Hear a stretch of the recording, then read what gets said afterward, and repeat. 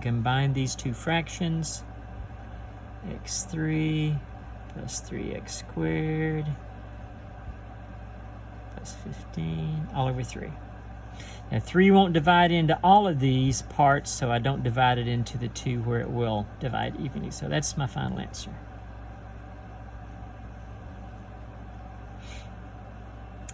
And finally, f over g of x. Going to get a little bit ugly since this is already a fraction, but it's just f of x over g of x. That's going to be x squared plus 5 over x plus 3 over 3. Now if I have something divided by a fraction,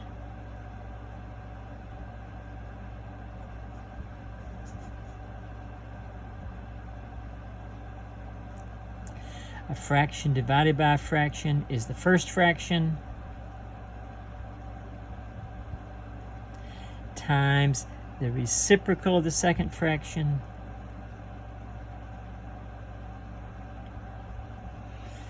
so multiply straight across, 3x squared plus 15.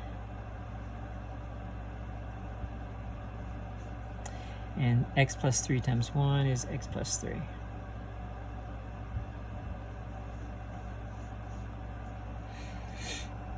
And this will not simplify, so that's as far as I'm going to go. All right, that's the addition, subtraction, multiplication, and division of functions. Now we just have the composition of functions. Remember what the composition of functions says. It says f of g of x just means the first function, f, evaluated at g of x. So if I want to find f of g of 1, then it is the first function evaluated at g of 1. So I'm going to work inside my parentheses out, work in the innermost parentheses. I'm going to find out what g of 1 is. Well, here's g of x. So g of 1 is just going to be 1 plus 24, the square root of that. So it's f of g of 1.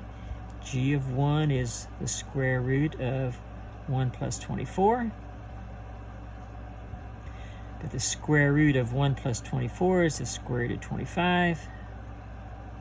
That's simply f of 5. So g of 1 turns out to be 5. So f of that, go back to my f function, turns out to be 2 plus the square root of 5. And notice what it says. Round to 2 decimal places if it doesn't come out even. So get your calculators. Find a square root of 5.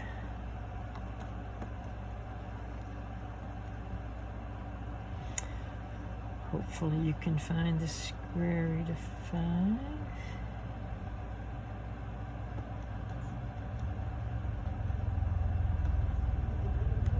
Turns out to be 2.2360. 2 decimal places, so I go to my third decimal place. Hey, it's 5 or bigger, so I'm going to round this up to 2.24. 2 plus that is 4.24. So that's the answer I would submit for my Hawks.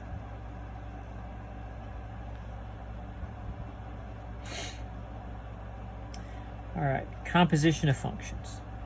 If it said, for instance, what's, let me think of another one. F of g of 12, that means the function f evaluated at g of 12. So let's find g of 12 first. G of 12 is the square root of 12 plus 24. I did this intentionally. That's the square root of 36.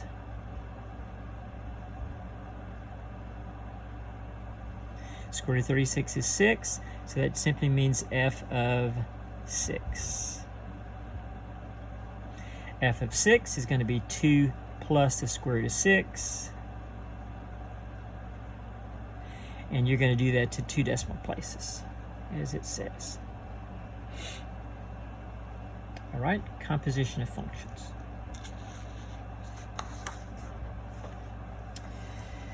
All right, let's talk about the inverses of functions. I think you just finished that one this week. Inverses of 4.6 was the section for inverses of functions. Here's a function. It says find 4 points on its inverse. So this is not the inverse. This is my original function. I want to find 4 points on the inverse. And remember what an inverse function does. It takes an xy and switches it to a yx. So it just switches the x and y in an ordered pair. So if I can find 4 points on this guy, if I can find 4 points on the original function, then it's going to be easy to find 4 points on the inverse function by simply switching the x and the y. So let's do some things that come out nice and even. I'm going to be taking a square root, so let's pick something for x that's going to have a nice even square root, like 0. Square root of 0 is 0. The negative of 0 is still 0. Plus 2, I get 2. Let's try 1. Square root of 1 is 1. Make it negative. Negative 1. Negative 1 plus 2 is 1. Let's try 4. Remember, I'm picking x's that have nice even or nice rounded square roots. Square root of 4 is 2. Make it negative. Negative 2. Negative 2 plus 2, 0. Let's do one more. Let's do 9. Square root of 9 is 3. Negative of that is negative 3. Negative 3 plus 2, negative 1. So what I do? I found 4 points in my original function. To find the answer to my question, 4 points in the inverse, I just switch the x's and the y's. So instead of 0, 2, I got the point 2, 0. 1, 1 stays the same. 0, 4. And negative 1, 9. So this is from my f of x. This is from my f inverse of x. So this is the solution to this particular question.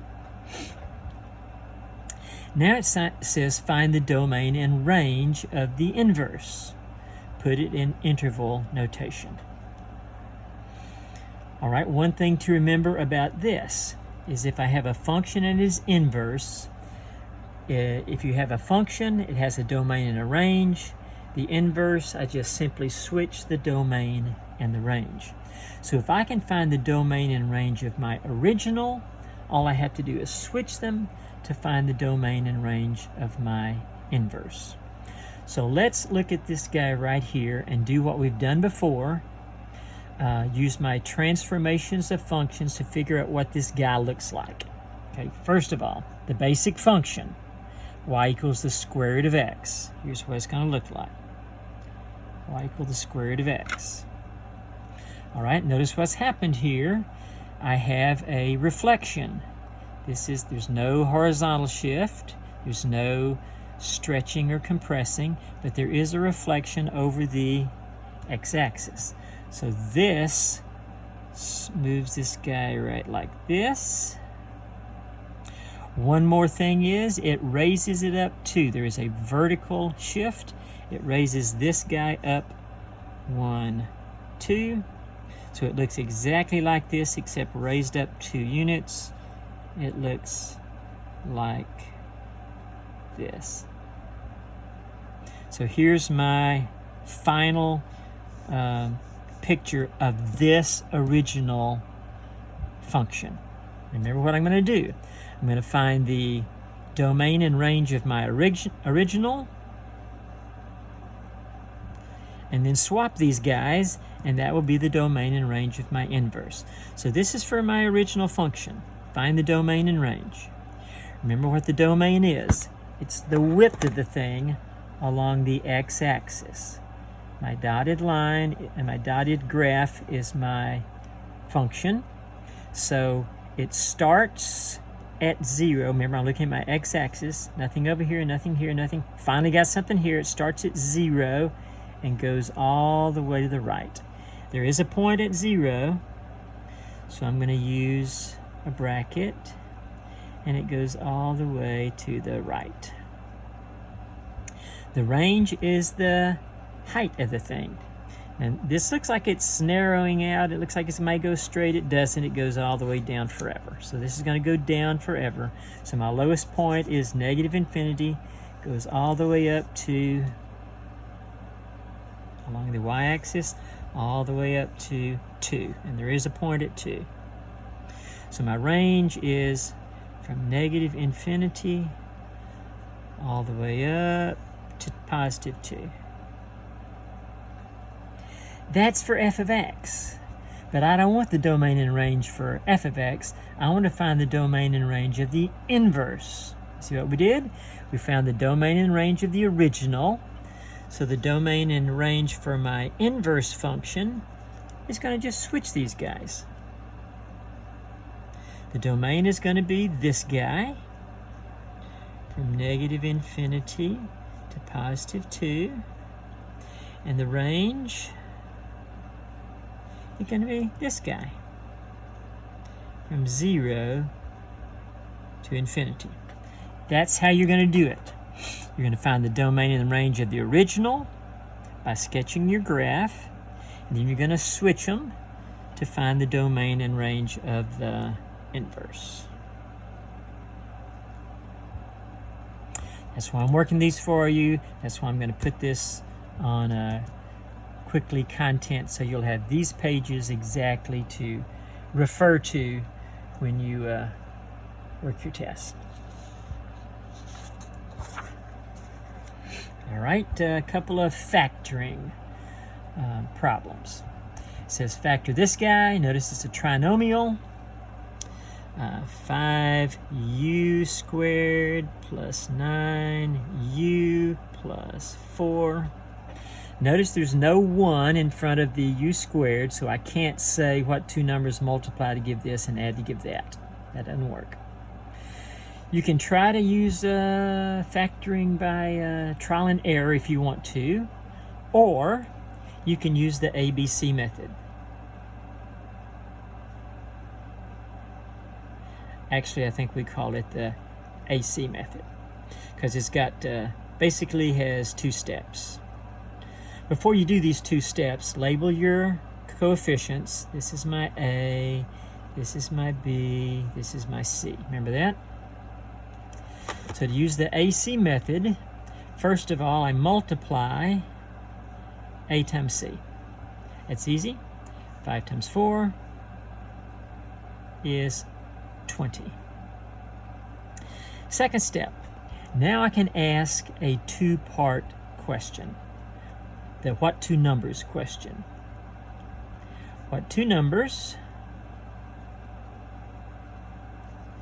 multiply to give AC and add to give B. So I want 2 numbers that multiply to give AC, which is 20. Those same 2 numbers add to give B, which is 9. That's not too tough, is it? 2 numbers that multiply to give 20, add to give 9, 4 and 5. My third step is to substitute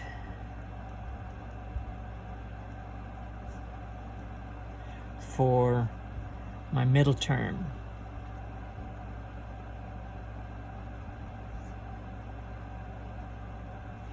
In the place of 9u, I'm going to put what I just discovered, 4u plus 5u. But please notice, I'm going to put it in the reverse order because I'm going to be factoring by grouping in my next step, and I want things that go together. So the 5u, I'm going to put the 5u squared, I'm going to put with 5u. The 4, I'm going to put with the 4u. And notice all we did here. In the place of 9u, I simply put 5u and 4u. Same as 9u, just re-expressed it. What this allows me to do is next, step 4, factor by grouping.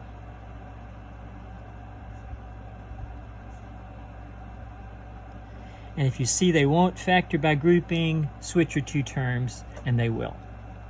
All right, these two guys obviously have a 5 in common. They each have at least one u. So 5u is going to be my common term, u plus 1. Plus, these two guys have a 4 in common, u plus 1. Remember, I got to get exactly the same thing in my common binomial. Both parts have a u plus 1, so I'm going to factor it out. If I factor out the u plus 1, that leaves 5u plus 4, my second factor. Ta-da! I did it. Now this would have factored by trial and error. It would have factored, so you could have used the factoring method if you had enough patience to use the trial and error. But this guy always works, the AC method. All right, second example for factoring. Notice I got two parts. I got a minus sign in the middle. That should give you pause right there to think, I wonder if this is the difference of two squares. That obviously is a perfect square. 2x times 2x gives you that. 1 is a perfect square, 1 times 1. So yes, this is the difference of two squares. So 1 minus 4x squared. Difference of two squares always factors into two binomials. Square root of this guy, square root of 1 is 1. If you forget that, your calculator hasn't. It's just 1. The square root of 4x squared is 2x, here and here. Always one sign of each, plus and a minus. So there's my factorization, the difference of two squares. Hey, 25 a squared minus 16b squared. Again, difference, two parts. Are they both squares? Yeah. Square root of my first term, here and here, 5a. Square root of my second term, here and here, 4b, plus and a minus. Sometimes you'll have something like this. Let me do something on the aside here.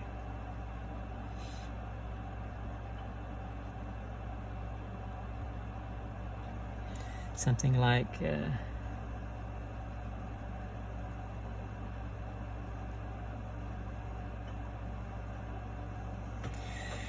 you have two terms, they have a minus sign in between, you get suspicious, but you go, wait a minute, that's not a perfect square, neither is that. Oh yeah, what's the first thing I always look for? Greatest common factor. What do these two guys have in common? Well, they're both even numbers, so they're both divisible by 2. They both have at least one x, so I factor out the common factor of 2x. And here's where something wonderful takes place. 2x times 25x squared minus 49. Oh my goodness. What do I have in parentheses? The difference of two squares. This guy factors further, so don't stop. I still have the 2x as a common factor. The difference of two squares factors into two binomials. The square root of my first term, 5x and 5x. Square root of my second term, 7 and a 7, plus and a minus. So sometimes you have to take out the greatest common factor before an obvious factoring method presents itself. All right.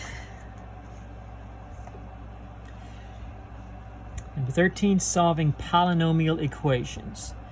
Basically, polynomial, something I'm used to, put in an equation form, equal to 0. And you guys might remember these steps in solving a polynomial or a quadratic equation is number 1, set the thing to 0. If there was something over here, move it over and make sure it's all equal to 0. Why? Because you're going to have to factor this side if you can. Second, factor if possible. Let's see. I'm looking for two numbers that multiply to give 22, add to give a -3. Uh-oh, I think we got a problem. Because what multiplies to give 22, let's see, 1 and 22, -1 and -22, 2 and 11, -2, -11. That's the only thing that multiplies to give a positive 22. None of these pairs adds to a -3. So factoring is not going to be possible. So if factoring is not possible, quadratic formula. You should have this somewhere. If you don't, here it is. X is the opposite of b, plus or minus the square root of b squared minus 4ac, all over 2a. You remember what a, b, and c are, right? A is the number in front of x squared. I don't see anything. It must be a 1. B is the number in front of x. It's -3. C is the constant number. That's 22. Write down your A, B, and C so you don't confuse when you fill in this rather convoluted formula. So here we go. X is going to be the opposite of B. B is already -3, so that means the opposite of -3 is going to be 3. Plus or minus, that's how I get my two answers. B squared, -3 squared. Now remember, to square a number, it's always going to be positive. -3 squared gives me +9. If you get a negative number here, you did something wrong. B squared, always going to be positive. Minus 4 times A, which is 1, times C, which is 22. All over 2 times A. A is 1, so 2 times 1 is 2. Let's see what this does. I get 3 plus or minus the square root of 9 minus 4 times 1 is 4 times 22 is 88. All over 2. Look what happens here. 3 plus or minus the square root of, 9 minus 88 is -79. I'm getting the square root of a negative. You know what kind of number that's going to give me, right? One of those I numbers. This is going to be a complex number. So to simplify it, all I need to do is 3 plus or minus I, square root of 79, which doesn't simplify, all over 2. And that's it. And if it asks for, if it gives you 2 blanks to fill in, it's going to be 3 plus I, square root of 79 over 2, and 3 minus I, square root of 79 over 2.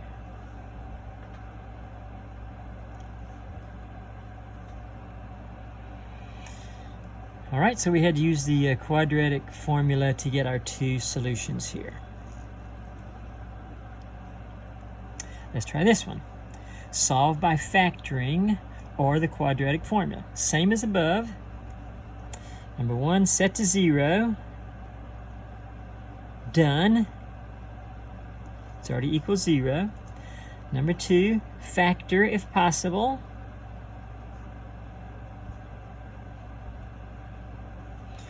Let's see, and as you look at this guy, anybody notice anything? Greatest common factors, the first thing I always look for. What do these terms all have in common? X. Factor it out.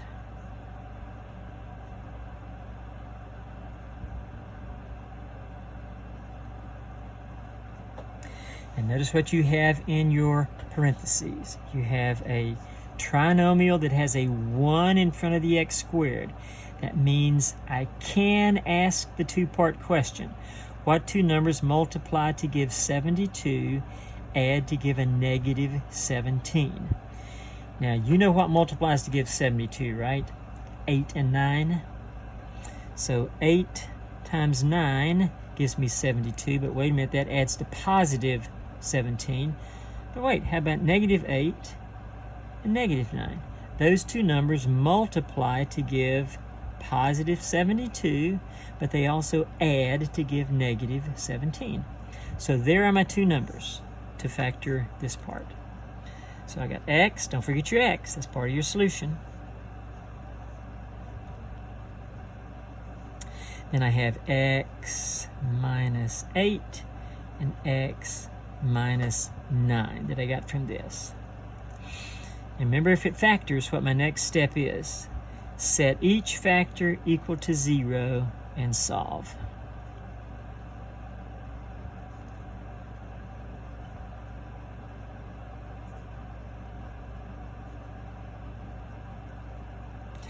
So set this guy equal to 0. Well, that was easy. X is 0. Set this guy equal to 0. And set this guy equal to 0. Add 8 to both sides, x is 8. Add 9 to both sides, x is 9. Now you'll have 3 blanks to fill in, or they'll say list your answers separated by a comma, so you will go, yeah, 8, 0, and 9. That's your solution. All right. Number 14, the graph of a quadratic function. It says find the x and y intercepts of this quadratic function right here. Now remember what a quadratic function looks like. The x squared, it's going to either be an upward or downward turning parabola. This guy is a positive coefficient in front of the x squared. This is an upward turning parabola. Let's just write that down for future reference. Upward turning parabola. All right, find the x and y intercepts. Here's where I remember from my first test how to find an x-intercept. To find x-intercepts, you let y equal 0 and solve. Uh-oh, you say? I don't see a y. Yeah, but f of x is the same as y. So in the place of f of x, I put y equals x squared minus 3x minus 4. So I'm going to let y equal 0. Wait a minute, this looks just like the last questions we solved. A quadratic equation. And I'm going to do the same thing. Set the thing to 0. That's done. Factor the right side. Hopefully this guy will factor. Can you think of two numbers that multiply to give negative 4, add to give a negative 3? If you can't think of it, write down what multiplies to give negative 4. 1 and negative 4, negative 1 and 4, 2 and negative 2. So do any of these pairs also add up to negative 3? Yeah, that one right there. So x plus 1, x minus 4. You remember the next step? Set each factor equal to 0 and solve. That's going to give me x is negative 1. This one's going to give me x is positive 4. So these are my two x-intercepts. And if I'm asked to express the x-intercepts in point form, it's going to be -1, 0, and 4, 0. If I'm asked to graph them, I'm going to graph -1 and 4 as x-intercepts. All right, I need to find a y-intercept. How do you find a y-intercept? You let x equal 0. So again, back to my form that involves an x and a y. Y equals x squared minus 3x minus 4. I'm going to let x equal 0 to find out what y is. X equals 0, that's 0 squared, minus 3 times x, that's minus 3 times 0, minus 4. That's 0, that's 0. I get y is -4. So my y-intercept is going to be the point 0, -4. Which means on my graph, at the point -4,